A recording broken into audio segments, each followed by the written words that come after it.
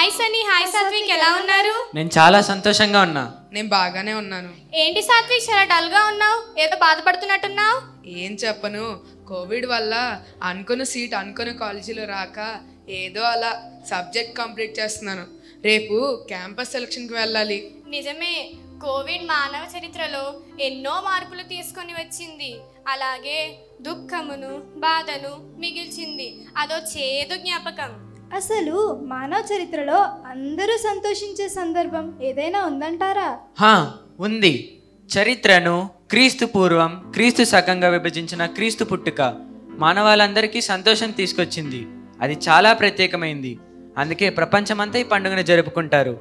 మీరు ఎప్పుడన్నా క్రిస్మస్ గురించి తెలుసుకున్నారా? మేము ఎప్పటి నుండో క్రిస్మస్ గురించి తెలుసుకుందాం అనుకుంటున్నాం, కానీ అవ్వలేదు. అయితే ఫ్రెండ్స్, దువ్వాడ గ్రేస్ బాప్టిస్ట్ చర్చ్లో క్రిస్మస్ వేడుక జరుగుతుంది. రండి, తీసుకొని వెళ్తాను.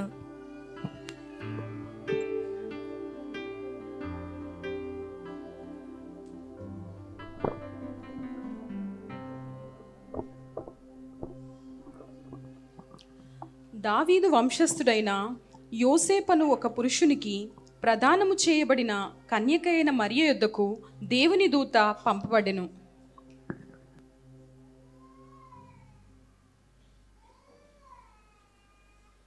దయాప్రాప్తురాలా, నీకు శుభము.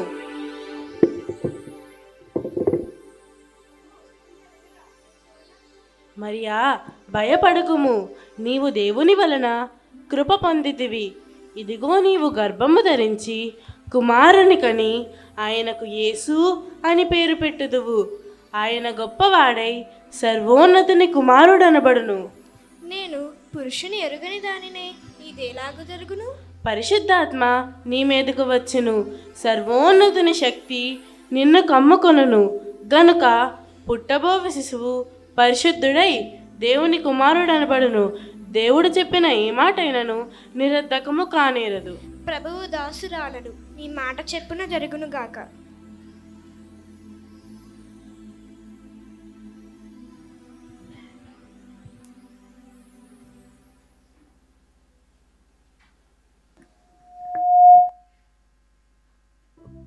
ఆమె భర్త అయిన యోసేపు నీతిమంతుడయుండి ఆమెను అవమానపరచనొలక రహస్యముగా విడనాడ ఉద్దేశించెను.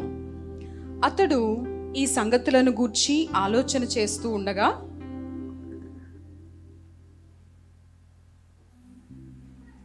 దావీదు కుమారుడైన యోసేపు, నీ భార్య అయిన మరియను చేర్చుకొనట్టుకు భయపడకము.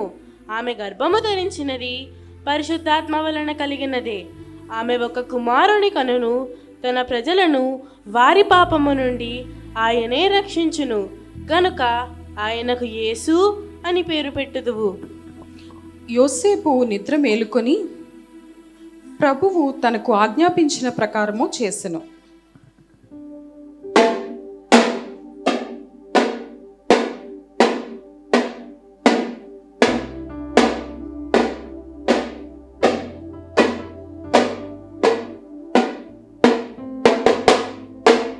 ఇందు మూలంగా 50 మంది ప్రజలకు తెలియజేయనదేమనగా, ప్రజా సంఖ్య రాయవలనని కైసరు ఔగుస్తు నిర్ణయించుట వలన ప్రజలంతా తమ తమ స్వగ్రామకు వెళ్ళి ప్రజా సంఖ్య రాయించుకోవాల్సిందిగా తెలియజేయబడిందా.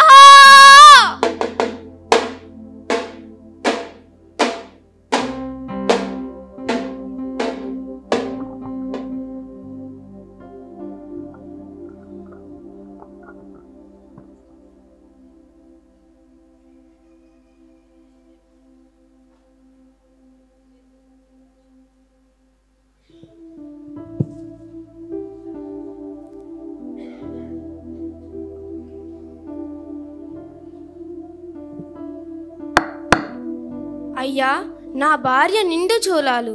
మీ ఇంట్లో కొంచెం స్థలం ఉంటే ఇస్తారా?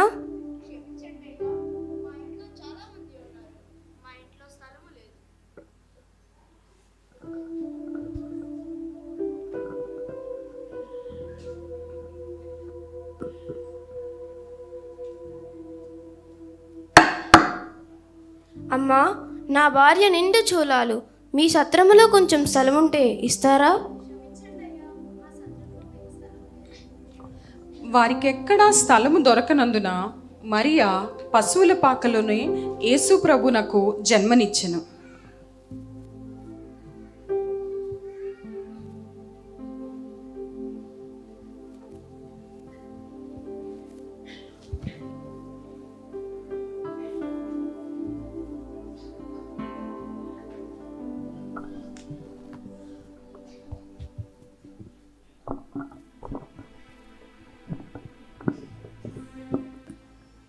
రాజాదిరాజు యూద సామ్రాజ్య ప్రభు హేరోదు రాజు వస్తున్నారహో.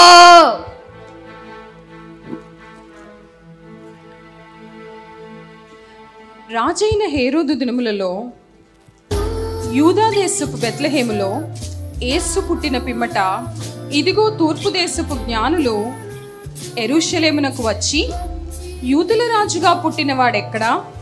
తూర్పు దిక్కున మేము ఆయన నక్షత్రమును చూచి ఆయనను పూజింపవచ్చితిమనిరి.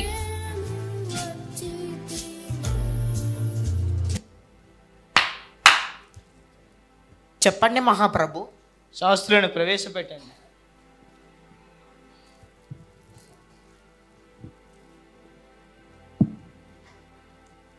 చెప్పండి మహాప్రభు.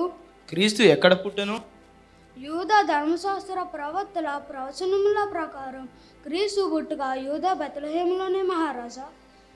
సరే, మీరు వెళ్ళి ఆ శిశువు విషయమై జాగ్రత్తగా తెలుసుకొని నేను వచ్చి ఆయనను పూజించినట్లు వర్తమానము తెండి. అలాగే మహారాజా.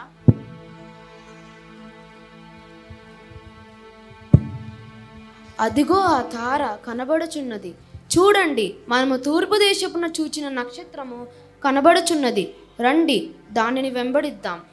ఆ రాజాదిరాజు యూదుల రాజు ఇక్కడనే ఉండి ఉంటాడు. రండి, వెళ్ళి మొక్కి బహుమతులు అర్పిద్దాం, ఆయనను పూజిద్దాం. వెళ్దాం, పదండి.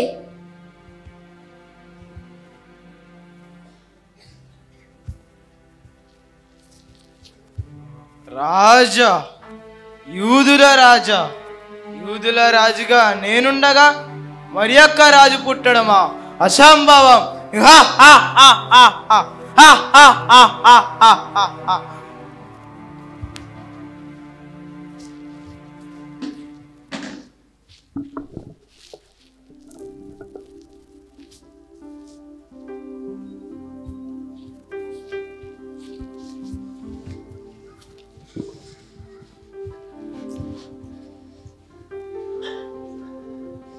ఆ రక్షకుడు ఎప్పుడు పుడతాడో, మన కట్టాలు ఎప్పుడు పోతాయో.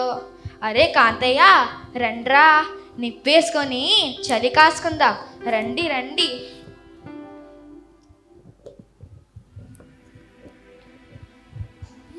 వెలుగు చూడలేకపోతున్నాము. భయపడుకుడి, ఇదిగో ప్రజలందరికీ కలగబోవు మహా సంతోషకరమైన సువర్తమానము నేను మీకు తెలియజేయుచున్నాను. దావీదు పట్టణమందు నేడు రక్షకుడు మీ కొరకు పుట్టి ఉన్నాడు. ఈయన ప్రభువైన క్రీస్తు. దానికిదే మీ కానవాలు. ఒక శిశువు పొత్తిగుడ్డలతో చుట్టబడి ఒక తొట్టెలో పండుకొని ఉండుట మీరు చూచెదరు. మనకు రక్షకుడు పుట్టాడంట, ఇంకా పండుగే పండుగ. విన్నాను, మనకు రక్షకుడు పుట్టాడంట, ఇంక మనకు పండుగే పండుగ. ఓ మల్లయ్య, ఓ పాలెల్లి ఆ దేవాది దేవుణ్ణి చూసొద్దాం. ఈ అర్ధరాత్రి ఎక్కడికి వెళ్తాం? అర్ధరాత్రి అయినా ఆ దేవాది దేవుడే నడిపిస్తాడు. రండి, చూసొద్దాం. మన కట్టాలన్నీ తీరినట్టే.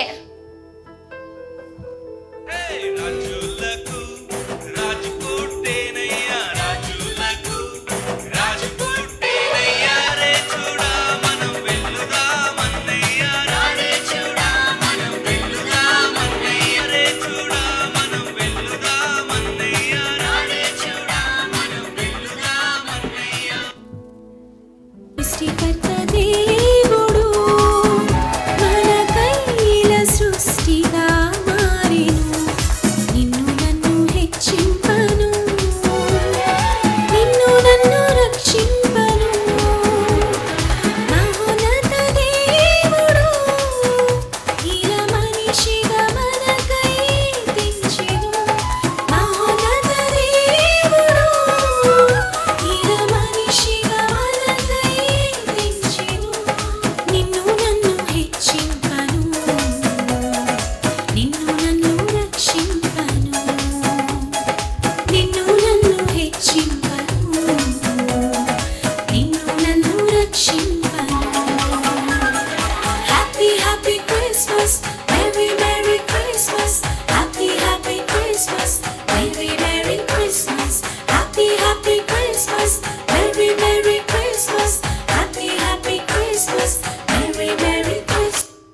చూశారు కదా ఈ క్రీస్తు పుట్టుక అనే నాటిక. ఈ నాటికలో చాలా పాత్రలు ఉన్నాయి. నీ జీవితం ఏ పాత్రలో ఉంది? యేసు ప్రభువు లోకరక్షకుడు. ఈ లోకానికి లోకరక్షకుని అందించిన పాత్రలలో మరియా యోసేపు పాత్రలు చాలా గొప్పవి. వారు ఎంతో త్యాగంతో యేసు ప్రభును ఈ లోకానికి అందించను.